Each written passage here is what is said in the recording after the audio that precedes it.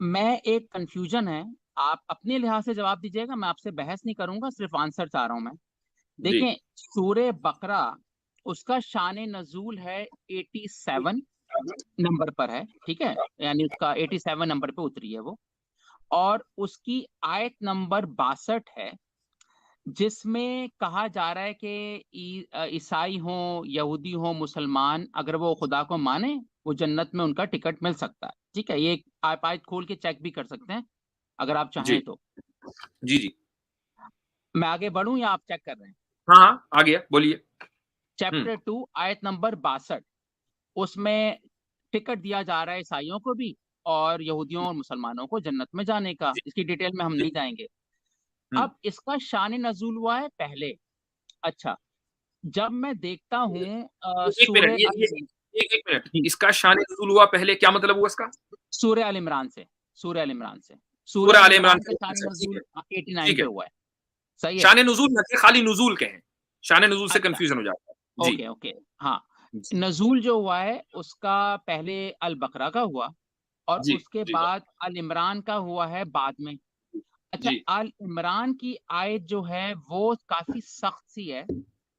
وہ ہے 85 آیت ہے، جس میں کہا جا رہا ہے کہ تمہارے لیے صرف دین اسلام قبول کیا گیا ہے. اب میرا آپ سے سوال ہے، امید ہے آپ جواب دیں گے اپنی تسلی کے جی ساتھ تاکہ سننے والے جی بھی دیکھ لیں. جی دیکھیں، اگر اب اس میں یہ پیراڈاکس ہے میری نظر میں، ایز این جی atheist, as an ex Muslim, جی میری نظر میں کیش 22 سچویشن ہے آپ کے لیے. ٹھیک کیسے؟ ہے. اب دیکھتے ہوں ہیں آپ کیسے نکلتے ہیں اس کو. اچھا، ٹھیک ہے.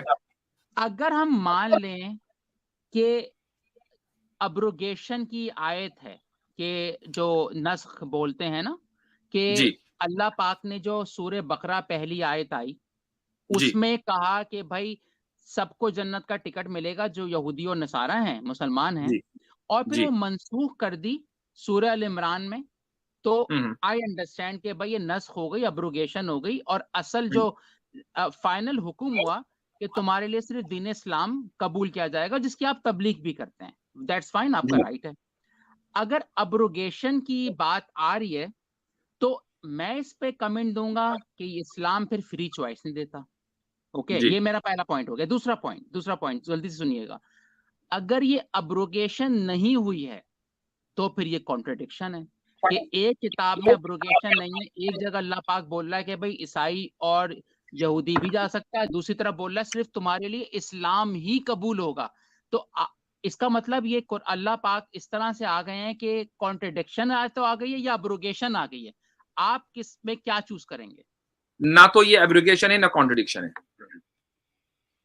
آپ کا یہ کہنا کہ یا تو یہ ایبروگیشن ہے یا کانٹرڈکشن ہے، یہ کہنا اس لیے غلط ہے کہ یہ، یعنی آپ یہ سمجھ رہے ہیں کہ یہ دو ہی راستے ہو سکتے ہیں، تیسرا راستہ نہیں. تیسرا راستہ اگر ہے تو نہ ایبروگیشن ہوگا نہ کانٹرڈکشن ہوگا، بلکہ یہ اجمال اور اس کے بعد تفصیل ہے. اجمال کس کو کہتے ہیں؟ یعنی ایک چیز کو مختصر لفظوں کے اندر بیان کر دیا گیا، اور تفصیل کا مطلب یہ ہے کہ پھر اس کی ڈیٹیلز دوسری جگہ آ رہی ہیں. تو قرآن کو اگر آپ نے پڑھا ہے، اور مجھے امید ہے کہ پڑھا ہوگا، ایسا بہت سی جگہ ہوتا ہے، بلکہ پوری شریعت کو اگر آپ پڑھیں، مثلا نماز ہے تو نماز کو اجمالاً قرآن کریم نے بیان کر دیا، کبھی نماز قائم ہو کیسے کرو، کیا ڈیٹیلز ہیں، وہ وہاں نہیں ہے، وہ کہیں اور ہیں.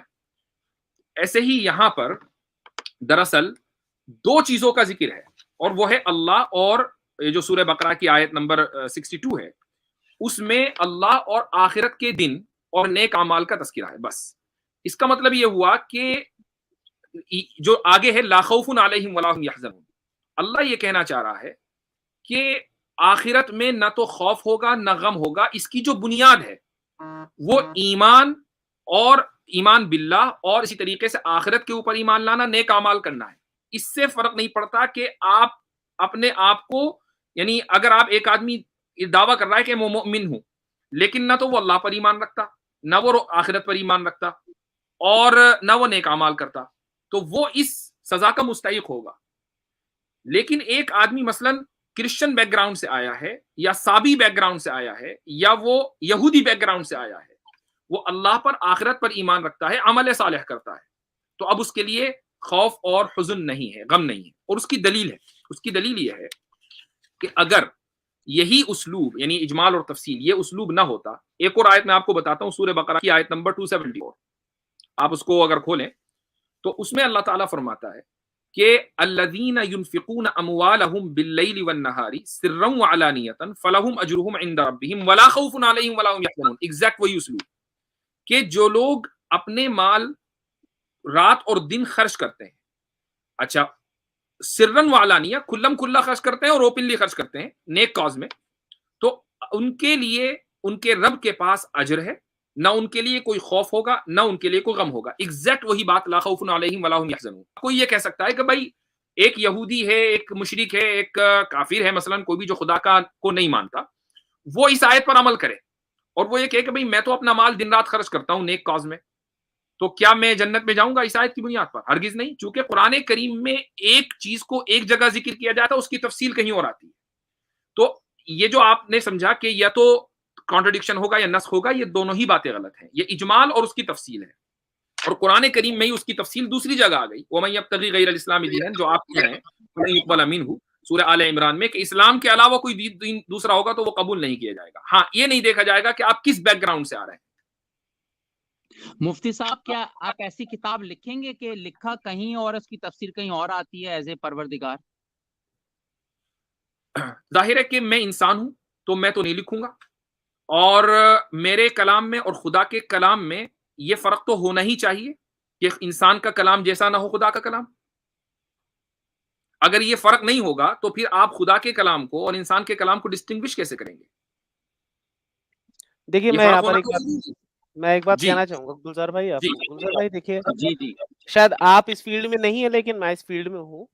قرآن کی جو آرڈر ہے نا, جو قرآن میں جو آرڈر, جو مصحف کے اندر جو آرڈر ہے, اس کی ایک ڈیوائن ترتیب ہے. آپ سمجھ رہے ہیں میری بات؟ اگر کوئی چیپٹر نازل ہوا ہے, کوئی چیپٹر ہے, اس کے اندر اس کی آیتوں میں ایک ڈیوائن آرڈر ہے, اور اس کی آیات کے اندر اور سورتوں کے اندر بھی ڈیوائن آرڈر ہے. یہ ٹاپک پہ میں بہت ڈیٹیل میں جا کے بات کرنا چاہتا ہوں. میں آج بات نہیں کروں گا کیونکہ مفتی صاحب بیٹھے, ان کے سامنے مجھے اچھا نہیں لگتا میں ان سب بات کروں, میری اتنی حیثیت نہیں ہے, لیکن میں اپنے لیول پہ. آپ نے بولا ڈیوائن آرڈر ہے, تو اس کو کریکٹ. بہترین انداز سے ڈیوائن سمجھ سکتا ہے یا اس کے بنائی ہوئی مخلوق؟ دیکھیے اس میں انٹیلیجنس کی بات آ گئی نا. انسان تو ایسی کتاب لکھ ہی نہیں سکتا جس میں یہ آرڈر ہو. یہ تو بلاغت کی بات ہوئی. بلاغت سمجھتے ہیں نا آپ؟ جی جی بالکل بالکل. جی, بلاغت جو ہے وہ اس چیز کو پروو کرتی ہے کہ یہ کتاب جو ہے انسان کی نہیں ہے. مثال کے طور پر سورہ یاسین میں آیت آتی ہے نا, وہ یاسین والقرآن الحکیم انک لا من المرسلین, میرے خیال سے یہی آیت ہے. تو وہاں پر دیکھیے یہ کہا جا رہا ہے کہ نبی علیہ السلام کے لیے ان کا نبی ہونا, رسول ہونا, اس کی دلیل ہی قرآن ہے, قرآن کی حکمت ہے.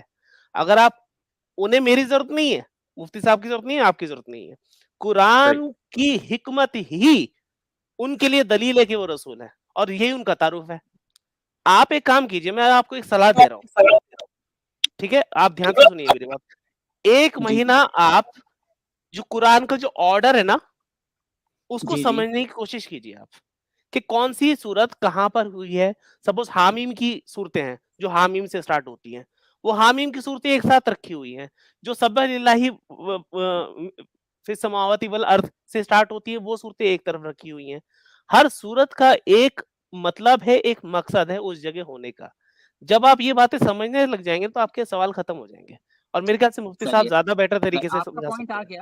آپ میں بحث کرنے آیا نہیں ہوں, میں ایک انگیج کرنا چاہتا ہوں کہ ہم لوگ. نہیں بات صحیح ہے, وہ ٹھیک ہے گلزار بھائی. ایک چیز یہ بھی ہے کہ آپ نے جیسے سوال کیا ساری باتیں ایک ہی جگہ کیوں نہیں آئی. یعنی آپ اگر کسی عام آدمی کے کلام میں بھی دیکھیں گے تو بہت سی مرتبہ ایسا ہوتا ہے کہ وہ کسی ایک چیز کے اوپر اسٹریس کرنا چاہ رہا ہے تو وہ اتنی ہی بات ذکر کرتا ہے, لیکن جب وہ دوسری بات کو بطور اصول ذکر کرنا چاہے گا تو وہ دوسری جگہ ذکر کرے گا. مثال کے طور پر خدا نے یہ کہنا چاہا کہ بھئی یہ نہیں دیکھا جائے گا کہ تم کس بیک گراؤنڈ سے آ رہے ہو, پوائنٹ یہ ہے کہ تم آخرت پر اور اللہ پر ایمان رکھتے ہو یا نہیں, نیک عمل کرتے ہو یا نہیں. جب یہاں پر یہ گفتگو تھی تو صرف اللہ تعالیٰ نے اسی چیز کو ذکر کیا. لیکن کیا کوئی آدمی یہودی مرا, عیسائی مرا, کیا وہ جنت کا ٹکٹ اس کو ملے گا؟ جب اس اصول کو بیان کرنا تھا تو اس کو دوسری جگہ اللہ تعالیٰ نے ذکر کیا, اس کو یہاں ذکر کرنا کوئی ضروری نہیں تھا. چونکہ جو یہ کہہ رہا ہے کہ نہیں یہیں ذکر کرنا ضروری تھا، دلیل بھی پھر اسی قسم میں ہے کہ کیوں ضروری تھا. یعنی آپ کا جو بنیادی سوال تھا وہ یہ تھا کہ یا تو نسخ یعنی ایبروگیشن مانے یا کانٹرڈکشن مانے. اس کا میں نے جواب دیا نہ ایبروگیشن ہے نہ کانٹرڈکشن ہے. آپ اس پر اعتراض کر سکتے ہیں کہ نہیں پھر ساری چیزیں ایک جگہ ہونی چاہیے تھی، نہیں ہونی چاہیے تھی، وہ ایک الگ ٹاپک ہے. اس کا جواب میں دے چکا ہوں. اچھا ٹھیک ہے.